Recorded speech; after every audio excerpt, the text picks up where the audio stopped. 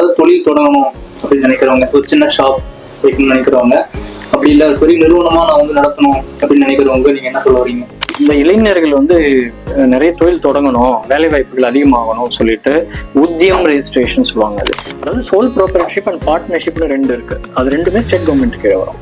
Private limited, public limited, இந்த limited liability partnership சொல்லுவாங்களே, அந்த மாதிரி என்டிட்டிஸ் எல்லாமே வந்து சென்ட்ரல் கவர்மெண்ட் கீழே வரும். அது வந்து ரெஜிஸ்டர் ஆஃப் கம்பெனிஸ் கீழே வரும் பார்த்தீங்கன்னா. ஏன்னா இந்த சர்டிஃபிகேட் இருந்துச்சுன்னா உடனே என்ன பண்ணலாம், நீங்க ஜிஎஸ்டி அப்ளை பண்ணலாம், பேன் கார்டு அப்ளை பண்ணலாம், டேன்னு சொல்லுவாங்க, அந்த டேன் நம்பர் அப்ளை பண்ணலாம். ஜிஎஸ்டி நான் சொன்னேன் இல்லையா, இந்த ஜிஎஸ்டி வந்து ரெஜிஸ்ட்ரேஷன் பண்ணணுமான்னா பண்ணலாம்.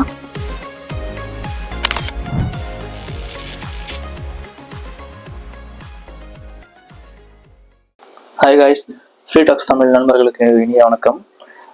நம்ம வந்து வெப்டேஸ் மேக்ஸ் நிறுவனத்தோட சிஇஓ சார் அவர்கிட்ட வந்து நம்ம நிறைய விஷயம் கேட்டிருந்தோம். அதாவது போன பதிவில் நிறைய விஷயம் கேட்டிருந்தோம். ஸ்டூடெண்ட், அப்புறம் ஊர்ல வேலையெல்லாம் நிறைய பேர் இருப்பாங்கல்ல, அவங்களாம் வந்து என்ன பண்ணலாம், தொழில் பண்ணலாம் அப்படின்ற மாதிரி நம்ம நிறைய விஷயம் பேசியிருந்தோம் சரிங்களா. இப்போ அந்த தொழில் பத்தி நிறைய இப்போ எப்படிலாம் பண்ணலான்றத நம்ம சார்கிட்ட வந்து பிரீஃபா தெளிவா நம்ம கூட கேட்கலாம். வணக்கம் சார். வணக்கம். உங்களை சந்திச்சதில் ரொம்ப மகிழ்ச்சி. ஏதாவது உங்களுக்கு என்ன கேள்வி இருந்தாலும் நீங்க கேட்கலாம், கேஷுவலாகவே கேளுங்க. So I'm okay to clarify all the questions.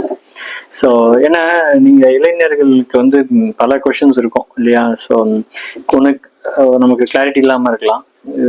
நிறைய கேளுங்க, எனக்கு தெரிஞ்ச அளவுக்கு நான் சொல்றேன். இல்லை எந்த மாதிரியான யாரை அப்ரோச் பண்ணா உங்களுக்கு ஆன்சர்ஸ் கிடைக்குங்கிறது என்னால் நான் பகிர்ந்துக்கிறேன். போன உரையாடல் வந்து நம்ம ஒரு விஷயம் கேட்டிருந்தோம்ல சார், ஸ்பார்க்ல இருந்து ஆரம்பிச்சு அப்புறம் ஒரு பிரைவேட் ஜாப் இல்லை கவர்மெண்ட் ஜாப் வரைக்கும் நம்ம நிறைய கொண்டு போகணும். இப்போ என்னுடைய கேள்வி என்னன்னா, இப்போ அதாவது தொழில் தொடங்கணும் அப்படின்னு நினைக்கிறவங்க, ஒரு சின்ன ஷாப் வைக்கணும்னு நினைக்கிறவங்க, அப்படி இல்லை பெரிய நிறுவனமா நான் வந்து நடத்தணும் அப்படின்னு நினைக்கிறவங்க, நீங்க என்ன சொல்ல வரீங்க? அதாவது ஒரு ஐடியா இருக்கு நம்மகிட்டனா, ஒரு ஷாப் மாதிரியும் தொடங்கலாம், ஒரு நிறுவனம் மாதிரியும் தொடங்கலாம். ரெண்டுத்துக்கும் வித்தியாசம் இருக்கு. நிறைய அட்வான்டேஜ் டிஸ்அட்வான்டேஜ் இருக்கு, ப்ரோஸ் அண்ட் கான்ஸ்னு சொல்றோம் இல்லையா. இதுல சில ஒரு கடை மாதிரி வைக்கிறது சில அட்வான்டேஜ் இருக்கு, ஒரு நிறுவனம் மாதிரி வைக்கிறது அட்வான்டேஜ் இருக்கு. அது நீங்க எந்த மாதிரி ஐடியா இருக்கு, யாரை ரீச் பண்ணும், அதை பொறுத்து அது மாறும். ஓகே, இப்போ நீங்க வந்து பாத்தீங்கன்னா ஒரு கடை ஆரம்பிக்கிறோம்னு வச்சுக்கோங்களேன். இது வந்து ஷாப் அண்ட் எஸ்டாப்ளிஷ்மெண்ட்ஸ் ஆக்ட் கீழே வரும். அது நீங்க கடை வந்து லோக்கல் கடையில நீங்க பஞ்சாயத்து ஆஃபீஸ்லயோ இல்லை முனிசிபல் கார்பரேஷன்லயோ நீங்க அதுக்கான வரி கட்டுவீங்க. சாதாரண ஒரு கடையை ஆரம்பிக்கலாம். ஸோ அந்த கடை வரியும் கட்டுவீங்க வருஷம். அவ்வளவுதான் விஷயமே. நீங்க ஒரு உங்க சொந்த இடமா இருந்தா நீங்க வாடகை கொடுக்க தேவையில்ல, சாதாரண ஒரு ஐடியாவை நீங்க ஆரம்பிச்சுக்கலாம். இந்த மாதிரி பண்ணும்போது நீங்க ஒரு கடையை ஆரம்பிக்கிறீங்கன்னா என்ன பண்ணுவீங்க, யாரையோ ஒருத்தர் வேலைக்கு வைக்கணும் இல்லையா. நீங்க மட்டுமே அங்க வேலை செய்யறதா இருந்தாலும் ஓகே தான், ஒரே ஒரு சிங்கிள் ஆளா செய்யறதா இருந்தாலும். இப்போ ஒரே ஒரு கடை இருக்கு, சின்ன கடை இருக்கு, இப்போ அதிகமா பொருட்கள்லாம் இல்லை அப்படின்னு நீங்க மட்டும் அங்கே போய் உட்காந்துக்கிட்டு ஓப்பன் பண்ணி விற்கலாம் இல்லையா, கஸ்டமர்ஸ்க்கு ரீச் பண்ணணும். இப்போ உங்களுக்கு வந்து ஒரு மார்க்கெட்டிங் ஆள் தேவைப்படுது, கூட உங்களுக்கு ஹெல்ப்பர் தேவைப்படுதுன்னு நீங்க கண்டிப்பா எம்ப்ளாய் பண்ணுவீங்க, யாரையாவது வேலைக்கு வச்சுப்பீங்க. கரெக்டா? அப்பதானே கொஞ்சம் பெருசா க்ரோ ஆவீங்க. இல்லை கொஞ்சம் க்ரோ ஆகுதுன்னா நீங்க கண்டிப்பா ஆள் தேவைப்படும் இல்லையா. ஸோ இந்த மாதிரி பண்ணும்போது ஜென்ரலா நீங்க ஸ்டார்ட் பண்ணும்போது டெக்னிக்கலா நீங்க வந்து ஒரு சோல் ப்ரொப்ரைட்டர். நீங்க அதாவது சோல் ப்ரொப்ரைட்டர்னா ஒரே சோல்னா ஒரு சிங்கிள்னு அர்த்தம், ஒரே ஒரு ஆள் அப்படின்னு அர்த்தம். சோல் ப்ரொப்ரைட்டருக்கு வந்து பாத்தீங்கன்னா, இப்ப நாம ஒரு கடை ஆரம்பிக்கணும்னா உங்களுக்கு வந்து உங்க சொந்த பர்சனல் கரண்ட், உங்க பர்சனல் சேவிங்ஸ் அக்கௌண்ட்டை வச்சு கூட நீங்க பேமெண்ட்ஸ் எல்லாம் வாங்கிக்கலாம், பிரச்சனையே இல்லை. யாரும் ஒன்றும் சொல்ல மாட்டாங்க. நீங்க டேக்ஸ் ஃபைலிங் வந்து இயர் எண்ட்ல எனக்கு இவ்வளவு சம்பாரிச்சு இந்த வருஷம் அப்படின்னு சொல்லிட்டு டேக்ஸ் கட்டுவீங்க. அதுக்கான ரெவன்யூ. சின்ன கடை தானே கடைக்கு, அதாவது நீங்க டேக்ஸுங்கிறது வந்து எப்படின்னா, டேக்ஸ் ஒரு பர்சனல் ஏர்னிங்ஸ் லிமிட் இருக்கு இல்லையா. இப்போ 5 லட்சம் 10 லட்சம் சொல்லிட்டு அந்தந்த ஃபைனான்சியல் இயர்ல பட்ஜெட்ல ஃபைல் பண்ணுவாங்க. ஆனால் இப்போ ரீசெண்டாக வந்து 12 லட்சமா உயர்த்தப்பட்டிருக்கு. 12 லட்சம் வரைக்கும் நீங்கள் டேக்ஸ் கட்ட தேவையில்லை. நீங்கள் அந்தந்த வருஷத்தினுடைய பட்ஜெட்டை ஃபாலோ பண்ணிக்கோங்க. அதே நேரத்தில் நீங்கள் தகுதி வாய்ந்த சார்ட்டர்ட் அக்கௌண்டன்ஸை கன்சல்ட் பண்ணிக்கோங்க உங்கள் டேக்ஸ் சம்மந்தப்பட்ட கேள்விகளுக்கு. ஏன்னா அப்பப்போ அது அப்டேட் ஆகுறதுனால இந்த நம்பர்ஸ் அண்ட் ஃபிகர்ஸ் வந்து மாறிட்டே இருக்கு. அந்த ரெவன்யூவை தாண்டினா தான் நம்ம டேக்ஸ் கட்டணும். ஆனால் நம்ம ஜென்ரலாவே வந்து எந்த தொழில் பண்ணாலும் பண்ணலைன்னாலும் ஜீரோ டேக்ஸா இருந்தாலும், நம்ம 100 ரூபாய் சம்பாதிச்சிருந்தாலும் டேக்ஸ் ஃபைல் பண்றது நல்லது, ஒரு சேஃப்டிக்காக. ஆமா, ஏன்னா டேக்ஸ் ஃபைல் பண்றதுங்கிறது ஒரு ரெஸ்பான்சிபிலிட்டி. அஸ் ஒரு ரெஸ்பான்சிபிள் சிட்டிசனா வந்து நம்ம வந்து அது நீங்க எம்ப்ளாய்மெண்ட்ல தான் இருக்கணும், தொழில் தான் பண்ணணும் அப்படிலாம் எதுவும் கிடையாது. யாருன்னா டேக்ஸ் ஃபைல் பண்ண. ஒரு சாதாரண என்ன சொல்ல போனா அக்ரிகல்ச்சரல் இன்கமுக்கு மட்டும்தான் இவர் எக்ஸம்டட் டெக்னிக்கலி. அக்ரிகல்ச்சர் விவசாயம் இருக்கு இல்லையா, விவசாயத்துல வர ரெவன்யூ வந்து டெக்னிக்கலி அது வந்து எக்ஸம்டட் இருந்தாலும் கூட நீங்க ஃபைல் பண்ணலாம். புரியுதுல? பண்ணணும்னு ஆப்ளிகேஷன் எப்போ வரும்னா அந்த டேக்ஸ் லிமிட்டை தாண்டும் போது, அதாவது டேக்ஸ் பிராக்கெட்னு சொல்லுவாங்களா, வருஷத்துக்கு டேக்ஸ் எக்ஸம்ஷன் லிமிட் இருக்கும், அதை தாண்டும் போது. இப்போ நீங்க போன வருஷம் பாத்தீங்கன்னா 5 லட்சம் சில்லற இருந்துச்சு, 5 லட்சம் ரூபாய் இருந்தது. இப்போ இந்த வருஷம் 10 லட்சம் ஆக்கியிருக்காங்க. ஆனா 5 லட்சத்துக்கு மேல வந்தா அது டேக்ஸ் கிரெடிட்டா தான் ரிட்டர்ன் வர மாதிரி ஃபைல் பண்ணணும். பட் நம்ம டேக்ஸ் கிரெடிட்டா வந்து எக்ஸம்ஷன் கிளைம் பண்ணலாம் சொல்றாங்க இல்லையா, அப் டு 10 lakh வரைக்கும். அதனால நீங்க பொதுவா இப்ப இந்த வருஷத்துக்கு நம்ம இந்த ரெக்கார்ட் பண்ற இந்த வருஷத்துல பாத்தீங்கன்னா நீங்க 5 லட்சத்தை தாண்டிட்டீங்கன்னா இட்ஸ் பெட்டர் டு கன்சல்ட் ஒரு அக்கௌண்டன்ட்டை கன்சல்ட் பண்ணிட்டு நீங்க டேக்ஸ் ஃபைல் பண்றது நல்லது. அது கடையா இருக்கலாம், பிசினஸா இருக்கலாம், எது வேணா இருக்கலாம். அது நம்ம ஏன் நல்லதுன்னா 2 விஷயம். ஒன்று, நம்ம ரெஸ்பான்சிபிள் சிட்டிசனா இருக்கிறோம், நம்ம எக்கானமி நம்மளாம் சேர்ந்து தான் இந்த அரசாங்கத்தையும் நடத்துறோம், நம்மளாம் சேர்ந்து தான் வாழறோம் அந்த சமுதாயத்துல. அதனால நம்ம கொடுக்குற டேக்ஸ் தான் நமக்கு திரும்ப பெனிஃபிட்டா வருது. ஒரு ரோடா வருது, இல்லை ஒரு ஸ்ட்ரீட் லைட்ல, எல்லாமே ஒரு பொதுவான நமக்கு ஒரு ஹெல்த் கேர், ஒரு ஹாஸ்பிட்டல்ஸ்ல இருந்து எல்லாமே கவர்மெண்ட் நமக்காக ஸ்பெண்ட் பண்ணுது திரும்ப இல்லையா. ரேஷன் கடையில இருந்து எல்லாமே நம்ம கொடுக்குற அந்த காசுல தான் கவர்மெண்ட் நடத்துது. அரசாங்க உத்தியோகத்துல இருக்கிறவங்களுடைய சம்பளத்துல இருந்து எல்லாமே நம்ம கொடுக்குற டேக்ஸ் தான் அது. அதனால நீங்க பொதுவா நீங்க it's good to file a tax, இது ஒண்ணு. அடுத்தது வந்து டேக்ஸ் கம்ப்ளைன்ஸ் வரலன்னா வயலேஷன்ஸ் வரும், பெனால்ட்டி எல்லாம் வரும். கொஞ்சம் நீங்க ரொம்ப பெரிய லெவல்ல பிசினஸ் பண்ணிட்டு இருக்கீங்க அப்படின்னா டேக்ஸ் ஃபைல் பண்றது நல்லது. நம்ம டேக்ஸ் ஃபைல் பண்ணாவே டேக்ஸ் கட்டணும்லாம் கிடையாது, நீங்க கட்டணும்னா கட்டலாம். அதுக்கு ப்ரொவிஷன்ஸ் இருக்கும். நீங்க அக்கௌண்டன்ஸ் டிஸ்கஸ் பண்ணீங்கன்னா அவங்க நல்ல ஐடியாஸை கொடுப்பாங்க. நான் வேணா அந்த நம்ம வீடியோலயே காணொலியே நம்ம எனக்கு தெரிஞ்ச ஒரு நல்ல அக்கௌண்டன்ட், ஒரு ஒசூர் தான், சொந்த ஊர் வந்து பேரணம்பட்டுன்னு சொல்லி நம்ம ஊர் பக்கம், நல்ல அக்கௌண்டன்ட் ஒரு சுதர்ஷன் சார்னு சொல்லிட்டு, சுதர்ஷன் அவங்க கொல்லிக்கு வந்து மீனாட்சி மேடம், அவங்க கான்டாக்ட் தரேன், நீங்க கான்டாக்ட் பண்ணல. நிறைய பேர் இருக்காங்க. இப்போ ஆனால் நல்ல குவாலிஃபைடு அக்கௌண்டன்ஸை பார்க்கணும். ஏன்னா நிறைய பேர் சிஏ பண்ணியிருப்பாங்க, எல்லாம் பண்ணியிருப்பாங்க, ஆனால் வந்து அவுடேட்டடா இருக்கும் அவங்க நாலேஜ் எல்லாம் பாத்தீங்கன்னா, புரியுதுல? அப் டு டேட்டா இருக்கணும் நாலேஜ். அதுலயும் அந்த ஃபீல்ட்லயும், எல்லா ஃபீல்டும் தான், எந்த ஃபீல்டு இருந்தாலும் அப் டு டேட் நாலேஜ் இருக்கணும். இயர் ஆன் இயர் மாறிட்டே இருக்குல்ல. இதுல என்னன்னா இந்த கடை மாதிரி நம்ம ஸ்டார்ட் பண்ணும்போது என்ன ஆகுதுன்னா, நம்ம வளரும் போது ஆட்களை எம்ப்ளாய் பண்ணணும், அவங்களுக்கு சம்பளத்தை கொடுக்கணும், கரெக்டா? இப்ப சொந்த அக்கௌண்ட் காசு வரும் கொடுக்குறீங்க இல்லையா, சோல் ப்ராப்பர்ட்டி. இப்ப நீங்க வந்து உங்க பிசினஸ் பேர்லயே நீங்க வந்து அமௌண்ட்டை வாங்கணும்னா அதை வந்து சோல் ப்ராப்பர்ட்டிஷிப் வந்து ரெஜிஸ்டர் பண்ணணும், சரியா? சோல் ப்ராப்பர்ட்டிஷிப் எல்லாம் இதுக்கு முன்னாடிலாம் ஒரு சில வருடங்களுக்கு முன்னாடிலாம் பாத்தீங்கன்னா சோல் ப்ராப்பர்ட்டிஷிப் வந்து ரெஜிஸ்டர் ஆஃபீஸ்ல போய் ரெஜிஸ்டர் பண்ணுவோம். இப்போ நம்ம மாவட்டத்தில் ரெஜிஸ்டர் ஆஃபீஸ் வேலூர்ல இருக்கு, அங்க போயிட்டு ரெஜிஸ்டர் ஆஃபீஸ்ல போயிட்டு சோல் ப்ராப்பர்ட்டிஷிப்னு சொல்லுவாங்க. அதை அதுக்கான அக்ரிமெண்ட் இருக்கும். அந்த அக்ரிமெண்ட் ஒரு டாக்குமெண்ட், அதை நம்ம டெஃபைன் பண்ணுவோம், நம்ம பிசினஸ் பத்தி இதெல்லாம் டெஃபைன் பண்ணிட்டு அங்க ரெஜிஸ்டர் வந்து சைன் பண்ணுவாரு. இது சோல் ஒரு ரெஜிஸ்டர் நம்பர் ஒன்று கொடுப்பாங்க நமக்கு, இது ரெஜிஸ்டர்டு அப்படின்னு சொல்லிட்டு. அந்த டாக்குமெண்ட் எடுத்துட்டு நீங்க பேங்க்ல கொடுத்தீங்கன்னா அவங்க அக்கௌண்ட் ஓபன் பண்ணுவாங்க. அதுக்கு முன்னாடி நீங்க அந்த டாக்குமெண்ட்டை வச்சுக்கிட்டு நீங்க வந்து பேன் கார்டு அப்ளை பண்ணலாம், பிசினஸ் பேன் கார்டு. இல்லைன்னா என்ன ஆகும், அதாவது பிசினஸ் வந்து பிசினஸ்க்குன்னு ஒரு அக்கௌண்ட் நீங்க உங்களால தனியா ஓபன் பண்ண முடியாது, உங்க சொந்த அக்கௌண்ட் வச்சு தான் நீங்க பண்ணுவீங்க. சாதாரணமா ஒரு கடையா இருந்துச்சுன்னா, சின்ன ஒரு தள்ளுவண்டி கடை இருக்கு, ஒரு ஷாப் இருக்குன்னா அப்படிதான் பண்ணுவீங்க. பண்ணலாம், தாராளமா பண்ணலாம். It is legally allowed. நான் சொல்ல மாதிரி இட் இஸ் பர்ஃபெக்ட்லி லீகல். என்னன்னா நீங்க உங்களுக்கு வர எல்லா ரெவன்யூமே அப்ப டேக்ஸபிளா தான் இருக்கும், புரியுதுல்ல? டேக்ஸபிளா உங்க அக்கௌண்ட்டுக்கு வர்றது உங்க ஃப்ரெண்டு சும்மா அனுப்புறாங்களா, புரியுதுல, கிஃப்டா கொடுக்குறாங்களா, இல்ல இதெல்லாம் நீங்க டிக்ளேர் பண்ணுவீங்க இயர் எண்ட்ல. அப்ப பிசினஸ்ல வந்த ரெவன்யூ நீங்க தனியா எடுத்து டிக்ளேர் பண்ணணும், பர்சனல் அக்கௌண்ட் இருந்தாலும் பண்ணணும், புரியுதா? ரெவன்யூ வந்தது.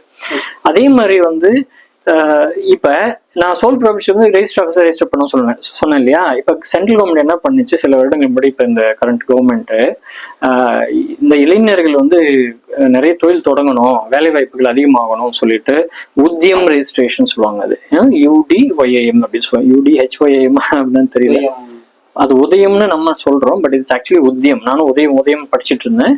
அது ஆக்சுவலி உத்தியம்னா வேலை வாய்ப்புன்னு அர்த்தம். அந்த உத்தியம் ரெஜிஸ்ட்ரேஷன் நீங்க ஆன்லைன்ல போனீங்கன்னா ஒரே கொஞ்ச நேரத்துல, ஒரு சில என்ன சொல்றோம், ஒரு 1/2 மணி நேரம் 1 மணி நேரத்துல நீங்க அந்த ஃபார்ம் ஃபில் பண்ணி, மேக்ஸிமம் சொல்றேன், ரொம்ப வேகமா பண்ணீங்கன்னா 10 நிமிஷத்துலேயே பண்ணிடலாம். நீங்க டிக்ளேர் பண்ணிட்டு எங்க பண்ண போறீங்க, என்ன பண்ண போறீங்க டிக்ளேர் பண்ணி நீங்க போய் ரெஜிஸ்டர் ஆஃபீஸ் போய் ரெஜிஸ்டர் பண்ண, சோல் ப்ராப்பர்ட்டி ரெஜிஸ்டர் பண்ணணும்னு அவசியம் இல்லை. இப்ப அந்த ப்ரொசீஜரும் இருக்கு, ஷாப்ஸ் அண்ட் எஸ்டாப்ளிஷ்மெண்ட்ஸ் ஆக்ட் கீழே அது இருக்கு, அது ஸ்டேட் கவர்மெண்ட் கீழே வரும். அதாவது சோல் ப்ராப்பர்ட்டிஷிப் அண்ட் பார்ட்னர்ஷிப்னு 2 இருக்கு, அது ரெண்டுமே ஸ்டேட் கவர்மெண்ட் கீழே வரும். பிரைவேட் லிமிடெட், பப்ளிக் லிமிடெட், அந்த லிமிடெட் லைபிலிட்டி பார்ட்னர்ஷிப்னு சொல்லுவாங்க இல்லையா, இந்த மாதிரி என்டிட்டிஸ் எல்லாமே வந்து சென்ட்ரல் கவர்மெண்ட் கீழே வரும். அது வந்து ரெஜிஸ்டர் ஆஃப் கம்பெனிஸ் கீழே வரும். அதெல்லாம் நிறுவனங்கள் சொல்றோம், கம்பெனிஸ்ன்னு சொல்றோம், சரியா? இப்ப இந்த உத்தியம் ரெஜிஸ்ட்ரேஷனுங்கிறது ஒரு உத்தியம் ரெஜிஸ்ட்ரேஷன் வந்து it's a common thing. Udyam ரெஜிஸ்ட்ரேஷன்ல நீங்க வந்து ஒரு சோல் ப்ராப்பர்ட்டராகவும் அதுல சொல்லிக்கலாம், பார்ட்னராகவும் நீங்க அதுல சொல்லிக்கலாம், இல்ல பிரைவேட் லிமிடெட் அது கூட அங்க ரெஜிஸ்டர் பண்ணிக்கலாம், பிரச்சனையே இல்லை. பப்ளிக் லிமிடெட் சொல்லி அதை பண்ணிக்கலாம். உத்தியம் ரெஜிஸ்ட்ரேஷனுங்கிறது ஒரு எக்ஸ்ட்ரா இந்த மாதிரி என்ன சொல்றது, கவர்மெண்ட் வந்து என்கரேஜ் பண்ணுது என்டர்பிரினர்ஷிப்புக்காக. அது ஒரு அதுக்கான உங்களுக்குன்னு ஒரு அத்தாரிட்டி சர்டிஃபிகேட் அது உங்களுக்கு பார்த்தீங்கன்னா. ஏன்னா இந்த சர்டிஃபிகேட் இருந்துச்சுன்னா உடனே என்ன பண்ணலாம், நீங்கள் ஜிஎஸ்டி அப்ளை பண்ணலாம், பேன் கார்டு அப்ளை பண்ணலாம், டேன்னு சொல்லுவாங்க, அந்த டேன் நம்பர் அப்ளை பண்ணலாம். ஜிஎஸ்டி நான் சொன்னேன் இல்லையா, இந்த ஜிஎஸ்டி வந்து ரெஜிஸ்ட்ரேஷன் பண்ணணுமான்னா பண்ணலாம், பண்ணாமே இருக்கலாம். 20 லட்சத்தை டச் ஆயிடுச்சு உங்க ரெவன்யூனா கண்டிப்பா ஜிஎஸ்டி ரெஜிஸ்டர் பண்ணலாம். இந்த ஜிஎஸ்டி வந்து சர்வீசஸ்க்கு 20 lakhs ஆகும், கூட்ஸுக்கு வந்து 40 lakhs லிமிட்டாகவும் இருக்குது. ஸோ அதனால் நீங்கள் வந்து அதாவது கேட்டகரி ஒரு கேட்டகரிக்கு இது மாறலாம். அது ஸ்பெஷல் கேட்டகரிக்கு வந்து 10 lakh and 20 lakh இருக்கிறதுனால நீங்கள் இந்த மாதிரி மாறுறதுனால நீங்கள் என்ன பண்ணுங்கள், தகுதி வாய்ந்த ஒரு சார்ட்டர்ட் அக்கௌண்ட்டை கன்சல்ட் பண்ணி எந்த த்ரெஷ்ஹோல்டுக்கு, எந்த ரெவன்யூ த்ரெஷ்ஹோல்டுக்கு நீங்கள் ஜிஎஸ்டி ரெஜிஸ்டர் பண்ணணும்னு பார்த்து கண்டிப்பாக ரெஜிஸ்டர் பண்ணிக்கோங்க. ரெஜிஸ்டர் பண்ணலைன்னா அது வந்து இட்ஸ் அ கொஷனபிள் அஃபென்ஸ் ஆகிடும். அதனால் நீங்கள் பார்த்து ஹேண்டில் பண்ணிக்கோங்க. இப்போ இருக்க கரண்ட் ரூல்ஸ் ரெகுலேஷன் படி ஃபியூச்சரில் அது மாறலாம். அந்தந்த ஃபைனான்ஷியல் இயருக்கு கவர்மெண்ட் என்ன சொல்லுதோ அதை நீங்கள் ஃபாலோ பண்ணுவீங்க. ஓகே, உங்கள் பிஸ்னஸ் 20 லட்சத்துக்கு மேலே டேர்ன் ஓவர் பண்ணிடுச்சு, நீங்கள் ஜிஎஸ்டி ஃபைல் பண்ணிட்டேன்னா உங்களுக்கு இப்போ நம்ம இடத்துக்கு பார்த்தீங்கன்னா ஆம்பூரில் இருக்குது ஜிஎஸ்டி, சென்ட்ரல் ஜிஎஸ்டி ஆஃபீஸ் இருக்குது. அப்போ அவங்க வந்து உங்களை they can ask you question. இப்போ இந்த வருஷமே கேட்பாங்க, சொல்ல முடியாது, 4 வருஷம் 5 வருஷம் அந்த மாதிரி. ஒரு முறை எங்கள் பிஸ்னஸில் அது மாதிரி ஒரு இஷ்யூ நடந்தது. நான் பழைய கம்பெனியில் என்னுடைய இதில் பார்த்தீங்கன்னா 4-5 வருஷம் கழிச்சியோ இல்லை 3 வருஷமோ 4 வருஷமோ கழிச்சு அவங்க கேள்வி கேட்டாங்க, ஏன் நீங்கள் ஜிஎஸ்டி ரெஜிஸ்டர் பண்ணல, why you have not registered for that year அப்படின்னு கேள்வி கேட்டாங்க. 20 வருஷம் தாண்டினதுனால technically we did not do it, there's some error. அதுக்கப்புறம் அது அது டெக்னிக்கல் எரர் இது அக்கௌண்டிங் டீம் அப்படின்னு சொல்லிட்டு அது it was actually an error. So அதனால நீங்கள் 20 வருஷம் தாண்டினா நீங்கள் you must register for GST. அது வரைக்கும் ஜிஎஸ்டி தேவையில்லை. ஆனால் ஏன் ஜிஎஸ்டி பண்ணுறோன்னா 2 ஒன்று, நீங்கள் ஒரு வேலிடான பிஸ்னஸ் அப்படிங்கிறது உங்களுக்கு ஒரு எக்ஸ்ட்ரா ப்ரூஃப் கிடைக்குது, மக்களுக்கு வந்து ஒரு எக்ஸ்ட்ரா ட்ரஸ்ட் கிடைக்குது. பாருங்க, இட்ஸ் ஒரு ப்ரொஃபஷனல் கம்பெனி. அப்ப இன்னொரு பிசினஸ் வந்து உங்களை ட்ரஸ்ட் பண்ணும். 2வது வந்து என்னன்னா, நீங்க ஒரு கடையை வந்து ஜிஎஸ்டி வச்சிருக்கும் போது நீங்க கடைக்கு மூலப்பொருள் வாங்குறீங்க இல்லையா, மூலப்பொருள் வாங்குறீங்க, அந்த பொருள் வாங்கும்போது நீங்க ஜிஎஸ்டி கட்டி வாங்கிட்டு வருவீங்க. கரெக்டா? இப்ப நீங்க ஒரு பொருளை 50 ரூபாய்க்கு வாங்குறீங்க, அது இட் இன்க்ளூட் சம் ஜிஎஸ்டி. அது 5 ஃபுட் ஐட்டம்ஸ், சம் ஃபுட் ஐட்டம்ஸ்ல 5% இருக்கும், சில இதெல்லாம் அப் டு 18% வரைக்கும் இருக்கு, இல்லை அதை விட சம் அதிகமாக இருக்காது. என்ன சொல்றது, சம் கம்மி இதுக்கு புரியுதுல, சம் டொபாக்கோ அந்த மாதிரிலாம் அது அதிகமாக இருக்கு சார்ஜஸ் இல்லையா. ஸோ மொத்தத்தில் அந்த ஜிஎஸ்டி எவ்வளோ கட்டி நீங்கள் வாங்கிட்டு வரீங்களோ அந்த ஜிஎஸ்டி வந்து உங்க பிஸ்னஸ் வந்து can reclaim from the government, கிரெடிட்டா கிளைம் பண்ணுவாங்க. டெக்னிக்கலா GST we can reclaim it. அதை பர்சனலா நீங்க பண்ண முடியாது. ஒரு சாதாரண ஒரு இண்டிவிஜுவலா நீங்க போய் ஒரு கடை நடத்துறீங்க அப்படின்னா யூ கான்ட் ரீக்ளைம் தட். நீங்க 50 ரூபாய் கட்டிட்டு வந்தீங்கன்னா முடிஞ்சது, அவ்வளவுதான். இப்ப நீங்க கஸ்டமருக்கும் நீங்க வந்து ஜிஎஸ்டி சார்ஜ் பண்ண முடியாது, புரியுதுல்ல. ஆனா கவர்மெண்ட் என்ன சொல்லும், நீங்க விற்கிறதுக்கு ஜிஎஸ்டி ஃபைல் பண்ணணும். ஸோ மொத்தம் இட்ஸ் பெட்டர் as a பிசினஸா நீங்க நடத்துனீங்கன்னா it's better to register for GST register பண்ணிட்டு நீங்க என்ன, அதாவது நீங்க கஸ்டமர்கிட்ட இருந்து வாங்குற ஜிஎஸ்டியை, ஒரு பொருளை நீங்க என்ன 50 ரூபாய் வாங்கிட்டு வரீங்க, இப்போ 60 ரூபாய்க்கு விற்கிறீங்கன்னு வச்சுக்கோங்க. ஓகே, ஒரு பொருள் 50 ரூபாய் வாங்குறீங்க, 60 ரூபாய் விற்கிறீங்க, அப்ப நீங்க ஒரு ஜிஎஸ்டி கட்டிட்டு வரீங்க அங்க. ஓகே, ஸோ அந்த ஜிஎஸ்டிக்கும் கஸ்டமர்கிட்ட இருந்து அதிகமான காஸ்ட் வந்து விற்கிறீங்க, அப்போ பர்சன்டேஜ் தானே ஜிஎஸ்டி. இப்போ 18% போது அதுல என்ன ஜிஎஸ்டியோ அந்த ஜிஎஸ்டிக்கும் நீங்க போய் கட்டி வாங்கிட்டு வந்தீங்களா பொருள், அந்த டிஃபரன்ஸ் ஜிஎஸ்டி தான் நீங்க கவர்மெண்ட்டுக்கு டாக்ஸா கட்டுவீங்க ஆஸ் அ பிசினஸ். அதே நீங்க ஒரு இண்டிவிஜுவலா இருக்கீங்கன்னு வச்சுக்கோங்களேன், ஒரு இண்டிவிஜுவல்னா நீங்க இந்த டாக்ஸ் கிரெடிட்டை உங்களால கிளைம் பண்ண முடியாது. இன்னும் சொல்ல போனா ஜிஎஸ்டிங்கிறது பிசினஸஸ்க்கு ஒரு விதத்துல அது உதவி தான் செய்யும். நம்ம எல்லாம் நினைக்கிறோம் பிசினஸ் வந்து இது சும்மா தெரியாதவங்க புலம்பிட்டு இருப்பாங்க. பாத்தீங்கன்னா ஜிஎஸ்டினால என் பிசினஸ் இப்படி லாஸ் ஆச்சு அப்படி லாஸ் ஆச்சுன்னா, அப்படின்னா they are not aware of the business sir, they are not aware of the GST. அவங்க பிசினஸ்க்கு இன்னும் சொல்ல போனா நல்லதுதான் ஜிஎஸ்டி. யாருக்கு ஜிஎஸ்டி வந்து இன்ஃபேக்ட் அந்த டேக்ஸ் வந்து யாரு கட்டுறாங்க, எண்ட் கஸ்டமர். நம்ம வந்து நமக்கு தான் வந்து அந்த ஜிஎஸ்டி போறதை கிளைம் பண்ண முடியாது. இட் இஸ் லாஸ்னும் சொல்ல முடியாது, லாபமும் சொல்ல முடியாது. But it's an expense for us. Unfortunately, it's an expense for the end customer. Okay, இப்போ அதே பிஸ்கட் நம்ம வாங்குறோம் 50 ரூபாய்க்கு, அது 60 ரூபாய்க்கு வாங்குறோம்னா நம்ம அதுல ஜிஎஸ்டி கட்டுறோம் இல்லையா, ஜிஎஸ்டியோட தான் வாங்குறோம் அது. ஸோ அப்போ அந்த வாட் எவர் தட் பர்சன்டேஜ் 5% எவ்வளோ எனக்கு தெரியாது ஒரு பொருளையும். ஸோ அந்த ஜிஎஸ்டி வந்து கவர்மெண்ட்டுக்கு அந்த கடைக்காரங்க கட்டணும். நிறைய கடைக்காரங்க வந்து என்ன பண்றாங்க, நம்மகிட்ட ஜிஎஸ்டி வாங்கிட்டு கட்டாம அவங்களே பாக்கெட்லாம் போட்டுக்கிறாங்க. It's a violation, it's illegal. அதெல்லாம் அது வந்து technically they have to file GST. இந்த ஜிஎஸ்டி அவங்க கவர்மெண்ட் கட்டணும். அப்ப அவங்க வாங்கிட்டு வந்த ஜிஎஸ்டி அதுல மைனஸ் பண்ணிட்டு அந்த டிஃபரன்ஸை கவர்மெண்ட் கட்டுவாங்க. புரியுதா உங்களுக்கு?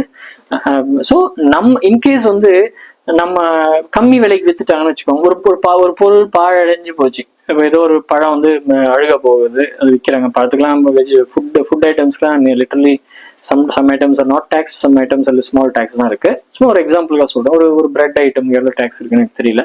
அப்போ நீங்க வாங்கிட்டு வந்த காஸ்ட்டை விட கம்மியா விற்கிறீங்கன்னு வச்சுக்கோங்களேன், அப்ப கம்மி ஜிஎஸ்டி இருக்கும் இல்லையா? புரியுதா? அப்ப இந்த ஜிஎஸ்டி தான் அவங்க கட்டணும். ஆனா நீங்க அதிகமா கொடுத்துட்டு வாங்கிட்டு வந்திருக்கீங்க, அது உங்களுக்கு டேக்ஸ் கிரெடிட்டா அது கிடைக்கும். உங்க அக்கௌண்ட்டுக்கு அது கிரெடிட்டா வந்துடும். கிரெடிட் வந்து நம்ம கேஷா வராது. ஃபாரின்ல எல்லாம் அது வருது. ஃபார் எக்ஸாம்பிள் இப்போ யூகே எல்லாம் பாத்தீங்கன்னா, இப்போ முன்னாடி நம்மகிட்ட விஐடி இருந்த மாதிரி அங்க விஐடி இருக்கு. ஜிஎஸ்டியோட வேற ஃபார்ம் தான் விஐடி இது முன்னாடி. அப்ப அந்த டிஃபரன்ஸ் கேஷை பிசினஸ்க்கு கிரெடிட் பண்ணுவாங்க ஃபாரின் கம்பெனி கவர்மெண்ட்லாம். இந்தியாவில் அதை மிஸ்யூஸ் பண்றாங்கன்னு சொல்லிட்டு இவங்க என்ன பண்றாங்க, கிரெடிட்டா வச்சுக்கிறாங்க. அதை நம்ம கம்பெனிக்கு வந்து they will keep is in virtual credit அக்கௌண்ட்ல வச்சுப்பாங்க கவர்மெண்ட். பிசினஸ் ஸ்டார்ட் பண்றவங்க ஜிஎஸ்டி ரிஜிஸ்டர் பண்ணலாமா, இல்ல ஒரு ப்ராப்பர் இன்கம் வந்த பிறகு ரிஜிஸ்டர் பண்ணலாமா சார்? இது நியூவா வச்சு ஸ்டார்ட் பண்றாங்க, ஆமா, அவங்களுக்கு பிளஸ்ஸா மைனஸா? என்னென்ன ப்ராடக்ட் என்னென்ன ஜிஎஸ்டின்னு தெரியாது இல்லையா? எஸ்ஜிஎஸ்டி சிஜிஎஸ்டிலாம் இருக்கும். அதனால அந்த ஹெட்ஸ் கீழே அதை கரெக்டாக ஃபைல் பண்ணணும். இப்போ நான் ஒரு புதுசா ஒரு கம்பெனி ஸ்டார்ட் பண்ணலான்னு இருக்கேன். அந்த கம்பெனிக்கு வந்து நான் கப்பல் ஆஃப் ஃப்ரெண்ட்ஸ் ஏதாவது ஸ்டார்ட் பண்ணலான்னு இருக்கோம். இப்போ அதுக்கு நான் என்ன ரெஜிஸ்ட்ரேஷன் பண்ணலாம்? எல்எல்பியா, இல்லை பிரைவேட் லிமிடெடா, இல்லை லிமிடெட் பண்ணலாமா? அது என்ன மாதிரி சார்? இன்வெஸ்ட்மெண்ட்லாம் இருக்கு. வெஞ்சர் ஏஞ்சல் இன்வெஸ்ட்மெண்ட்னு சொல்லுவாங்க, வெஞ்சர் கேபிட்டல் சொல்லுவாங்க, கவர்மெண்ட் ஃபண்டிங்ஸ் இருக்கு. அதை தவிர்த்து அது கவர்மெண்ட் கிராண்ட்ஸ்ன்னு சொல்லுவாங்க, அந்த கவர்மெண்ட் கிராண்ட்ஸ் இருக்கு. இதை தவிர்த்து நீங்க வந்து சொந்தமா நீங்க வந்து பிரிக் அண்ட் மார்ட்டர் ஸ்டைல் பிசினஸ்ன்னு சொல்லுவோம். இப்போ இதை எதை பண்ணாலும்